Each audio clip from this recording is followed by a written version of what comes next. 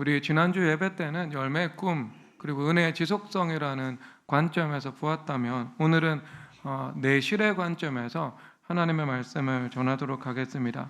이 괴테 파우스트에서 파우스트 박사는 만물을 관통하는 힘과 원리에 대해서 알기를 원하거든요. 요한복음 1장 1절에서 태초에 말씀이 계시니라라는 말씀이 있습니다. 이 말씀을 고전에서는요 여러 사람들이 인용을 하고 있습니다. 움베르토 에코 같은 사람은 장미의 이름이라는 그 유명한 소설을 열면서도 1장 1절을 인용을 하고 있거든요. 여러분 여기서 말씀이라는 것이 있잖아요. 이 말씀이라는 것을 다른 단어로 변개시키는 것에서 파우스트의 영적이고 인생의 방황이 시작되거든요. 우리도 똑같습니다. 태초에 말씀이 계시니라인데 이 말씀이라는 단어 대신에 다른 단어로 대치하면서 모든 사상의 방향과 영적 방향이 생기는 거죠. 그래서 유물론자들은 어떻게 이야기를 하겠어요? 태초에 무엇이 있느니라? 태초에 물질이 있느니라 이렇게 말씀을 할 겁니다. 그리고 또한 동성애 사상가는요 이렇게 말을 할 겁니다. 태초에 힘이 있느니라 라고 할 겁니다. 그래서 교회나 정부나 도덕이 만들어낸 관념이 무엇인가? 그것은 한 남성과 한 여성의 결혼이 건강한 가정이라는 거죠. 그래서 그러한 힘의 구조를 해체해야 된다는 관점을 가지고 있습니다. 그래서 그 사상가는요 이것을 하나의 관념의 감옥으로 보겠죠. 그래서 스스로는 소아 성애자의 삶을 살아가면서 동성애 사상의 기반을 구축을 했죠. 그 사람의 관점은요 태초에 힘이 있느니라 라는 것들이 아마 될 것입니다. 그런데 우리 사고에 가지고 있는 그 논리 구도가 세계 논리 구도와 서로 호응을 이루고 있습니다. 그렇다면 그 사람은 하나님의 일반 은혜 안에서 불신자라도 은혜를 받으며 살아갈 수 있습니다. 그 자기중심성에서 비교적 자유하고 다른 사람들을 배려할 줄 알고 기꺼이 섬길 수 있는 태도를 가지고 있습니다. 그러면 같은 능력이라면 회사에서 이런 사람들이 더 인정을 받을 수 있겠죠. 삶 속에서 좋은 일을 볼 수 있을 것입니다. 또한 인간의 성품과 행위의 그 논리 구도가 하나님의 말씀이 다스리는 이 세계 논리 구도와 서로 갈등 관계를 이루고 있다고 합시다. 그렇다면 불신자뿐만 아니라 교회 안에서 살아가는 우리도 바로 그 후폭풍을 경험을 할 수밖에 없을 것입니다. 왜냐하면 태초에 말씀이 있느니라라고 기록이 되어 있는데 난 나름대로 태초에 자기 힘이 있느니라 라고 할 수도 있는 것이고요. 각자가 이것을 변개시켜서 자신의 인생을 이 어둠과 방황으로 이끌어 드릴 수도 있게 되는 것이지요. 자, 그래서 여러분 그 근거가 분명히 있는데 히브리서 4장 12절 다 함께 읽도록 하겠습니다. 하나님의 말씀은 살아있고 활력이 있어 좌우의 날선 어떤 검보다도 예리하여 그러니까 영과 간절과 고트를 찔러 쪼개기까지 하며 또 마음의 생각과 뜻을 판단하나니. 아멘. 하나님의 말씀은 운동력이 있다라는 표현이죠. 역동하는 힘을 가지고 있거든요. 그러면 여기서 또 좌우의 날선검이 나오는데 이것이 성경의 다른 용례에서 어떤 활용을 하고 있는가? 계시록 2장에서 보면 버가모 교회 머리 되신 예수님께서 좌우의 날선검을 가지시니라고 말씀을 하고 있습니다. 그리고 버가모 교회에 있는 그 이단을 따르는 사람들이 회개하지 아니하면 내가 속히 가서 내 입의 검으로 그들과 싸우리라라고 말씀을 하고 있는 겁니다. 그러니까 좌우의 날선검은요 심판하는 힘을 가지고 있다 이것을 말씀을 하고 있는 겁니다. 그래서 하나님의 말씀에 적의가 있고 하나님의 말씀에 반항하는 태도를 굳건히 유지하고 회개하지 않을 때는 하나님의 말씀으로 판단할 것이다 이것을 말씀을 하고 있는 거죠. 그래서 히브리서 4장 12절에서도 그 운동력 있는 말씀이 끝에 가면 판단하나니라고 말씀을 하고 있는 것이겠죠. 그래서 하나님의 말씀은요 은혜의 힘이면서 그리고 심판하는 힘을 동시에 가지고 있다라고 할 수 있습니다. 그래서 말씀이 육신에 되어 오신 예수님에 대해서 흥함과 폐합을 받는 표적이 될 것이다 라고도 말씀을 하고 있는 겁니다. 즉 로고스이신 예수님, 흥함과 폐함의 표적이 될 것이다. 우리를 말씀 앞에서 어떤 태도를 우리가 지니는지에 대해서 하나님께서 그것을 심판하실 것이다 라고 말씀을 하고 있는 겁니다. 그렇다면 이것이 오늘 요한복음 15장의 말씀의 관점에서 어떤 핵심 어휘와 서로 일치를 이루고 있겠죠. 그것은요 바로 열매라는 겁니다. 그렇잖아요. 흥함과 폐함이라는 것이 우리 삶의 열매로 입증되는 것, 이것을 말씀을 하고 있는 겁니다. 그 말씀 앞에 우리 태도가 너무 중요해요. 우리의 중심과 사고와 행위와 말, 이것이 하나님의 판단을 받게 되는 것이고요. 하나님의 판단은 요한복음 15장에 어떤 방식으로든 열매로 나타날 수밖에 없다라고 말을 하고 있는 겁니다. 그래서 오늘 이 말씀에서는 참 포도나무의 열매도 있지만 아니잖아요. 죽은 가지로부터 나오는 사망의 열매도 있다는 것들을 우리에게 가르치고 있는 겁니다. 제거해 버리시고, 그리고 6절에서는 하나님께서 그 가지들을 불에 살라 심판하신다라고 말씀을 하고 있는 겁니다. 그러니까 요한복음 15장의 핵심 메시지는 심판인데, 이것이 믿고 인내하는 자들에게는 상급으로, 그리고 믿지 않고 불순종하는 자들에게는 심판으로 그 열매가 나타날 것을 말씀을 하고 있는 겁니다. 그러니까 잘라내야 된다는 거죠. 사망의 열매를 맺는 거. 여러분, 우리가 우상숭배가 그런 그 심볼리즘, 상징의 관점에서 우상숭배를 할 수도 있겠죠. 그리고 뿐만 아니라 뭐 우리가 만문 우상숭배 같은 것들도 할 수 있고, 그리고 지난주 말씀에 이어서 뭐 율법적 사고방식을 가지고 간다, 뭐 대표적인 우상숭배가 되겠죠. 그래서 뭐 기브앤테이크의 사고방식, 대표적인 율법주의 사고방식이잖아요. 파우스트에서 보면 용병에 관한 담화가 등장을 하고 있거든요. 이 용병은 급료를 주지 않으면 벌집을 쑤셔 놓은 것 같고, 급료를 다 받으면 나를 떠나버린다, 이렇게 말을 하잖아요. 용병이라는 존재는 평시에 유익합니다. 왜냐하면 국민과 이웃 나라에게 우리는 무력을 가지고 있다는 것을 심리적으로 보여주는 효과가 있거든요. 하지만 전시에는 무익합니다. 목숨 걸고 싸우지 않아요. 조국이 아니기 때문에. 자신의 조국이 있잖아요. 급료를 받지 않고서도 목숨 걸고 싸우잖아요. 그래서 6.25 때 얼마나 많은 우리 선열들이 희생을 했고, 그리고 지금도 얼마나 그 훌륭한 젊은이들이 징집되는 것이 아니고요, 자원해서 해병대 갑니까, 여러분? 여러분, 저는 우리 미래교회 청년들 중에서 해병대 가는 청년들 나오기를 주님의 이름으로 축복합니다. 해병대 좀 가보세요. 자원해서 징집되어서 억지로 가지 말고 자원해서 국방의 의미를 내가 국가에 충성하면서 감당한다. 얼마나 여러분 좋겠습니까? 목사님 갔다 오셨어요? 전 징집당했습니다. 2군단 강원도 화천, 추위를 무릅쓰면서 여러분 경계 근무 영하 20도에서 저는 서봤어요. 그래도 네, 그것을 좀 뛰어넘어서 좀 자원병, 해병대 정신을 가지고 있는 사람이 교회 나오기를 저는 축복합니다. 근데 여러분 그 우리가 하나님 나라의 정신은요, 용병 정신 아닙니다. 해병대 정신이에요. 자원해서 섬기는 거예요. 우리 여러분 하나님 나라의 용병 아닙니다. 여러분 교회는요 아버지 집이에요. 왜? 돌아온 탕자가 아버지 집으로 돌아가잖아요. 하나님의 집은 아버지 집입니다. 바로 교회를 의미하고 있는 거죠. 교회와의 관계는요 예수님과의 관계죠. 예수님과의 관계는요 형제 자매들과의 관계죠. 우리가 받은 은혜 감사할 줄 알고, 그리고 좀 기브앤테이크의 그런 사고방식은 율법적 사고방식인 것으로 알아 십자가에 못 박고요, 그것이 하나님께서 우리에게 기뻐하시는 삶의 태도이지 않겠습니까? 여러분들은요 용병처럼 교회를 이용하려고 하는 것이 아니라 해병대처럼 교회와 예수님께 충성하는 성도님 되시기를 주 예수 그리스도로 축복합니다. 하나님 기뻐하지 않겠습니까? 그러니까 우리가 삶의 구조조정 해내야 되는 요인들이 바로 이런 요인들이에요. 같이 쳐내라 말씀을 하고 있잖아요. 그게 필요한 겁니다. 자, 그리고 우리가 이것을 또 긍정적으로 전환을 할 때 식물학에서는요 팽합의 원리가 있잖아요. 식물이 중력의 지배를 당하지 않고 중력을 극복하잖아요. 서 있잖아요.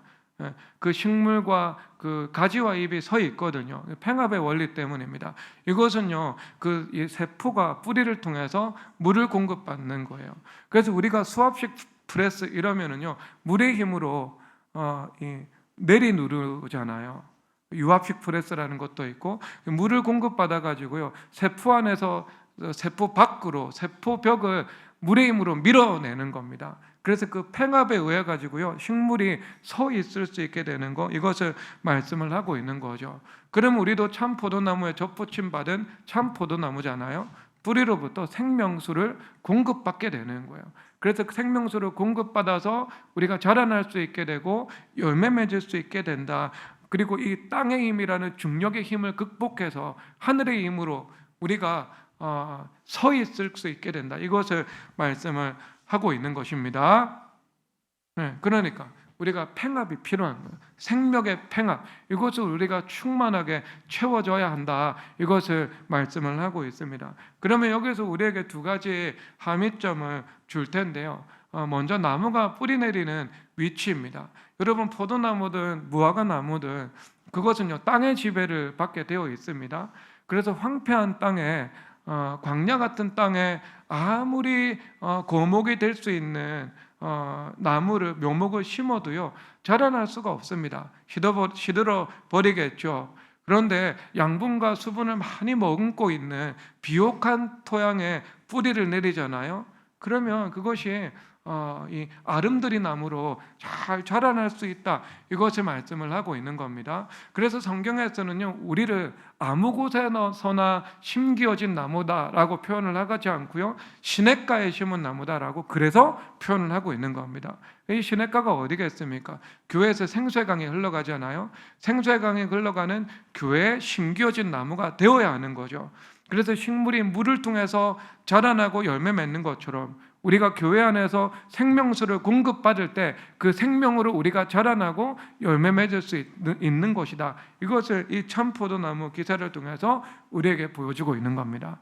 그리고 나서 여러분 우리가 또한 내실 있는 성장에 대해서 말씀을 하고 있잖아요. 세포 하나하나가 생명수를 공급받는 것이지 않겠습니까? 그래서 이 자연세계는요 프로세스가 필요하잖아요.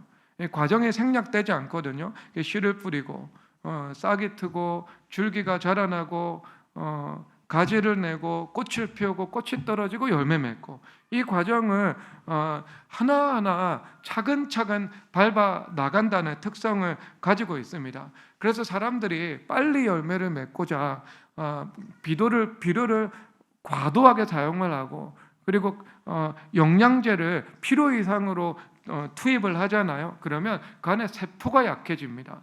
그래서 여름의 폭풍과 겨울의 추위 그리고 병충해를 견뎌내지 못하는 허약한 나무가 되어버리는 거죠. 성경에서도 이런 나무를 말씀하고 있는데 잠언 20장 21절 다 함께 읽도록 하겠습니다. 읽겠습니다. 처음에 속히 잡은 마침내 복이 되지 않으니라. 아멘. 그러니까 처음에 속히 잡은 산업이죠. 영적으로 물적으로 준비가 되지 않았는데 성공을 하게 되는 것이라고 볼 수 있겠죠. 그리고 우리가 내실 있는 성장을 하는 것이 아니고 여러 면에서 한탕주의로 뭔가 거대한 물질을 손에 쥐려고 하는 것들입니다. 그래서 이것은 처음에 복인 것 같지만 궁극적인 복이 아니다라고 말씀을 하고 있는 겁니다. 왜? 성공 이후에 무너질 수 있으니까요. 그래서 우리는 하나님 앞에 기도드릴 때 내실 있는 성장의 열매를 맺게 해달라고, 그리고 성공 이후에 무너지지 않도록 탄탄한 기초 위에 우리 삶을 세울 수 있게 해달라고 우리 자신을 위해서도 기도드리고 우리 자녀들의 영혼과 인생을 위해서도 기도를 드려야 할 것입니다. 그래서 하나님께서 사랑하시는 사람들에게 결코 저밀도 성장을 허락하지 않고요, 주님께서 고밀도 성장을 허락하시기를 원하시는 거죠. 그래서 나무가 부피 생장을 하잖아요. 한 해 한 해 나이터가 하나씩 더해지면서 그 줄기가 튼튼해지는 겁니다. 굵어지게 되는 것이죠. 그것을 내실 있는 성장과 내실 있는 열매다, 이렇게 말씀을 하고 있는 겁니다. 그래서 우리 삶 가운데에는요, 본질은 같지만 가시적인 측면에서 볼 때 열매는 두 가지 종류로 나타난다라고 볼 수 있습니다. 그래서 첫 번째 열매는요, 예수님의 생명이 우리 안에 들어와서, 즉 세포 안에 가득 차서요, 그것이 자연적인 성장과 열매를 밀어내는 것으로서의 열매가 우리 가운데 주어지게 되는 겁니다. 뭐 성경에서 보면 야곱의 열매가 그랬습니다. 외삼촌 라반의 집에서 14년 동안 봉사하죠. 어떤 물질적인 성취나 열매가 없었습니다. 그리고 악하고 강교했기 때문에요. 10번이나 임금을 받지 못했고 또 착취를 당했죠. 14년이 지난 이후에 외삼촌과 새로운 임금 계약을 체결하잖아요. 그래서 점 있는 것과 검은 것과 아름진 것이 야곱의 소유가 될 것이다. 그리고 뛰는 놈 위에 나는 놈이 있다고 야곱 위에 라반이 있었잖아요. 그래서 자기 양떼 중에서 검은 것, 무늬 있는 것, 점 있는 것은요 다 따로 구별해서 아들한테 맡깁니다. 남은 건 흰 양밖에 없어요. 그러니까 이것은 그 암묵적인 경험 지식이 라반 안에 있었던 것 같아요. 그렇죠. 그러니까 흰 양이 확률적으로 흰 양을 많이 낳고 검은 양이 확률적으로 검은 양을 많이 낳는다는 것을 경험적으로 빅데이터를 통해서 알고 있었던 것 같아요. 그러니까 여러분 이게 인공지능의 한계이지 않겠습니까? 인공지능은 빅데이터에 의존을 하고 있고 평균율의 결과가 나오는 거잖아요. 그 한계가 여러분 라반은 인공지능에 돌아간 거예요. 그렇죠. 인공지능에 돌아간 거예요. 그러니까 지금 나는 지금 대단히 나는 지혜롭다. 야곱 인생 망했다. 왜? 흰색 양이 검은색 양을 낳는 확률이 떨어지니까요. 떨어지니까. 그런데 여러분 그것을 믿음으로 그대로 받아들이잖아요. 그래서 하나님 야곱이 어떤 방법을 취하는가? 창세기 31장 37절입니다. 읽겠습니다. 야곱이 버드나무와 살구나무와 신풍나무와 푸른 나무 가지를 가져다가 그것들의 껍질을 벗겨 흰 무늬를 내고. 아멘. 여러분 이 버드나무, 살구나무, 신풍나무 이 나무 자체는 큰 의미가 없는 것 같은데요. 여러분 이것을 무늬를 내는 겁니다. 무늬를 낼 때 멀리서 바라보면 어때요? 점이 있는 것과 같고 무늬 있는 것과 같잖아요. 그렇게 보이지 않습니까? 그래서 튼튼한 흰 양에 와서 새끼를 뵐 때에는 그 나무를 보여주고 튼튼하지 않은 허약한 양에 와서 나무를 뵐 때에는 그것을 보여주지 않는 겁니다. 튼튼한 양에 와서 뵐 때는 다 점 있고 무늬 있는 양을 낳게 되는 거죠. 근데 여러분 이것을 어거티는 이런 방식으로 해석을 하더라고요. 그 시각이 혼에 그리고 혼이 육체에 영향을 미친다. 뭐 이런 방식으로 해석을 하더라고요. 여러분 너무 고개를 끄덕이지 마세요. 저는 동의를 하지 않습니다. 그냥 이런 해석이 있다 정도로 받아들이고, 그리고 뭐 물론 성경에서 어떤 시각적인 것들이 우리 영혼에 영향을 미친다는 것을 말하고 있는 구절이 있는데 그것은 시각 자체가 아니거든요. 다음에 이것은 설명하도록 하겠습니다. 근데 여러분 그러면 이게 도대체 무엇인가? 이것은 무엇이라고 봐야 되는가? 여러분 그 실로암 목가에 시각장애인 치료하실 때 진흙을 바르고 실로암 목가로 가서 씻으라고 말씀하시잖아요. 예수님께서 그 자리에서 바로 고치실 수 있잖아요. 그런데 진흙 바르고 그 다음에 실로암 목가까지 수고스럽게 이동을 하라고 말씀을 하시는 거잖아요. 그럼 이것이 무엇인가? 하나님께서 실로암 목가 병자 치유하시면서 믿음과 순종을 보기를 원하셨던 겁니다. 즉 진흙과 그리고 그 이동 거리, 이것은요 믿음과 순종의 도구로서 사용된 겁니다. 왜? 하나님 순종을 통해서 언제나 복 주시니까요. 그러니까 똑같은 거예요. 하나님께서 점 있는 것과 무늬 있는 것을 주신다는 약속을 하셨잖아요. 그 약속의 표상으로 보이고 있는 거예요. 그래서 그 말씀을 믿고 확률을 뛰어넘는 하나님의 은혜가 임한다는 것을 믿고 내가 순종한다는 그 도구로서 활용되고 있다라는 겁니다. 그러니까 무엇을 통해서 하나님께서 이런 역사를 행하셨는가? 야곱의 믿음과 순종, 그리고 그 무늬를 바라보면서 하나님 앞에 기도드리는 그 기도를 통해서 하나님께서 역사하셨다, 이렇게 볼 수 있는 것입니다. 그래서 여러분 그 라반의 인공지능의 아웃풋, 그리고 라반의 경험 지식, 라반의 빅데이터, 이것을 모조리 뛰어넘는 하나님의 은혜가 나잖아요. 그래서 튼튼한 흰색 양을 낳지 않고요, 모조리 검은 양, 무늬 있는 양, 점 있는 양을 낳는 하나님의 은혜의 역사가 나타난 겁니다. 그런데 여러분 이것은요 어때요? 자연 법칙에 하나님께서 축복을 하신 거잖아요.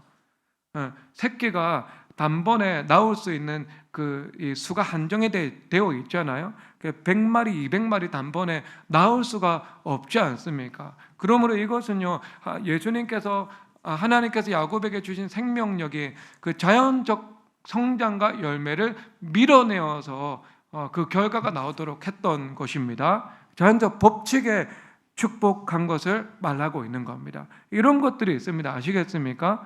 그러니까 우리가 겉으로 볼 때는요, 하나님의 은혜가 자연의 법칙을 축복하시고 그 자연의 법칙에 그 자연의 성장을 이루어서 그 열매가 나타나도록 하는 것들.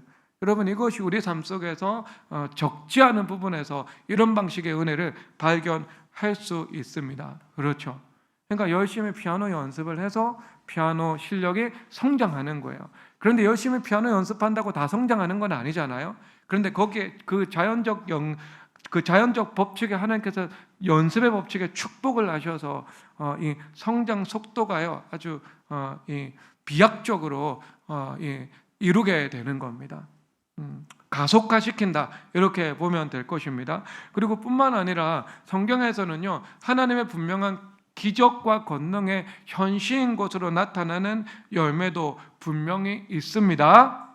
여러분, 대표적으로 아브라함이 100세가 되었을 때 이삭을 낳은 거, 이것을 말씀을 하겠죠. 그리고 이삭이요, 농사를 지었을 때 그해 100배나 결실한 거, 이것도 똑같이 하나님의 권능과 기적의 현실이라고 볼 수 있을 것입니다. 하나님의 말씀 창세기 16장 12절 읽도록 하겠습니다. 읽겠습니다.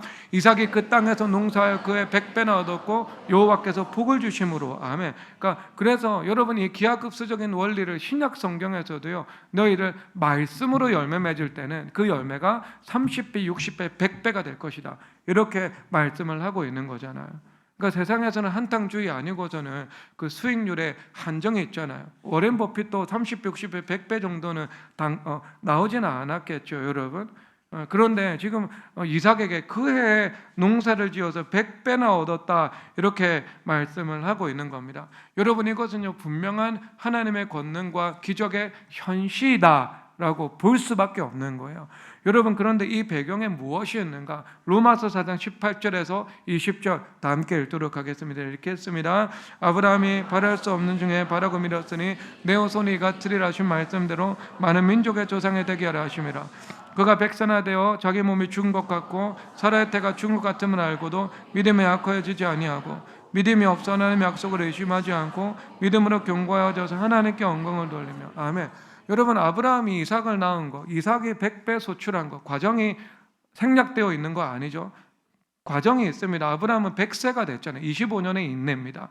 그리고 이삭은요, 죽음을 감수했죠.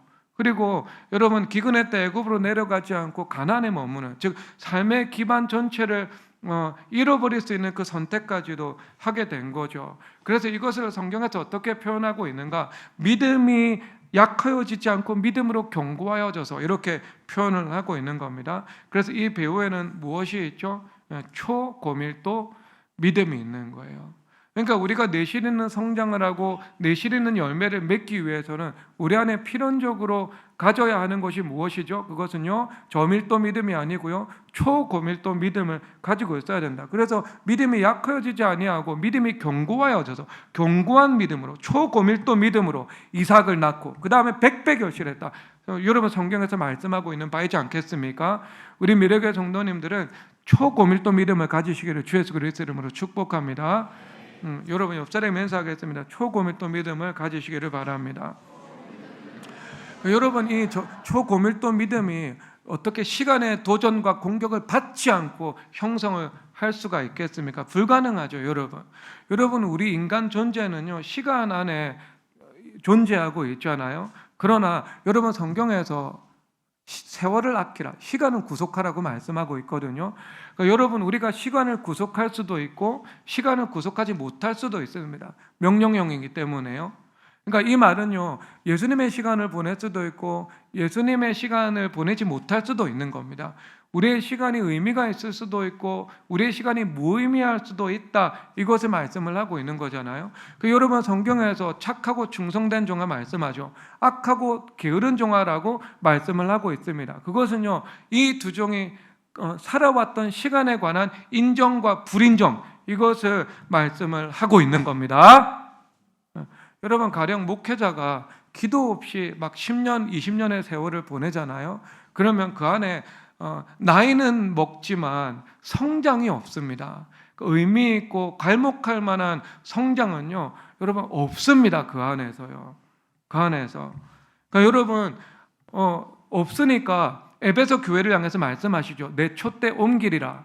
그리고 열심을 내라. 회개하라. 라고 말씀을 하고 있는 겁니다. 그러니까 에베소 교회와 그 교회가 보낸 시간이 예수 그리스도의 생명의 열매를 산출할 만한 시간이 되지 못했다는 선언인 거잖아요. 그렇잖아요. 너 그동안 잘못했으니까 이제 회개하고 열심 내라. 그래야 촛대 안 옮긴다. 말씀하고 계신 거 아니겠습니까? 그럼 여기서 여러분 그 시간에 대한 인정과 불인정이라는 것이 있는 거잖아요. 그 안에서. 그래서 여러분 예수님께서 너희를 시간을 구속하라. 이렇게 에베소서 말씀을 통해서 우리에게 전하고 있는 겁니다. 전하고 있는 거. 근데 뭐 우리 교회는요, 우리 교회 목회자들은 하루 4시간 기도가 의무 기도 시간입니다. 오전에 4시간 기도하고 그리고 나머지 시간을 뭐 자율적으로 보내는 것들. 그러나 여러분 기도하면서 시간을 보내잖아요. 그러면 반드시 그 삶 가운데 성장이 있습니다. 그 이유가 무엇인가? 여러분 그 이유는요, 볼 텐데요. 5절 요한복음 15장 5절만 한번 보도록 하겠습니다. 읽겠습니다. 나는 포도나무요 너희는 가지라. 그가 내 안에 내가 그 안에 거하며 사람이 많이 열매를 맺나니 나를 떠나서 너희가 아무것도 할 수 없습니다. 아멘. 여기서 예수님께서 우리 안에 거하신대요.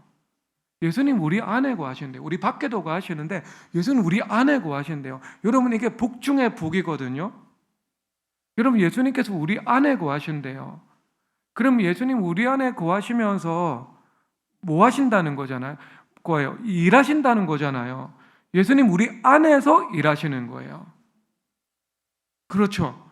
예수님 우리 안에서 일하시니까 우리 안에서 우리를 만들어 나가시고 우리를 세워 나가시고 우리를 자라나게 하시고 우리를 열매 맺게 하시는 건 아니겠습니까? 여러분 야곱 안에서 하나님께서 먼저 일하셨습니까? 야곱 밖에서 먼저 일하셨습니까? 여러분 야곱의 연단이 먼저입니까? 야곱의 물적 성취가 먼저입니까?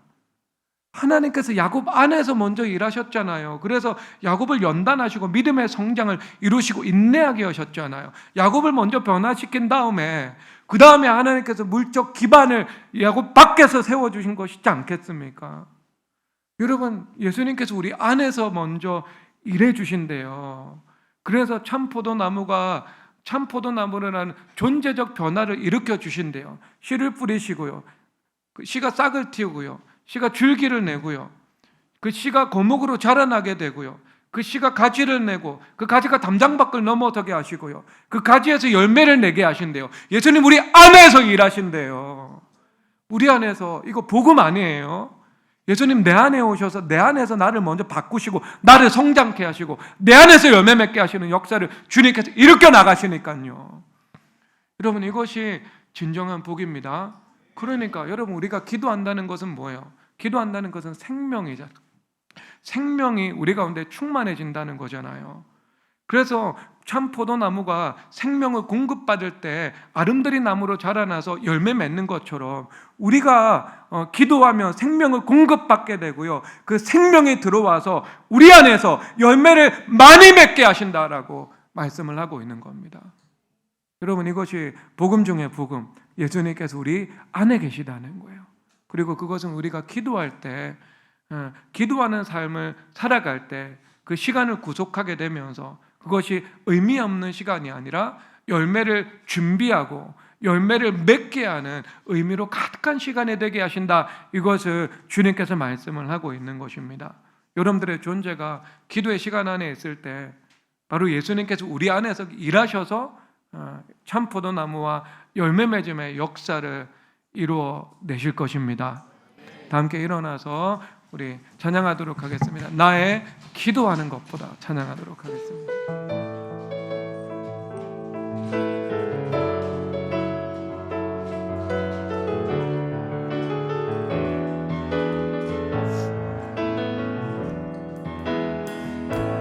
나의 기도하는 것보다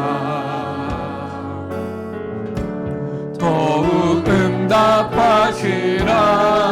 나는 나의 생각하는 것보다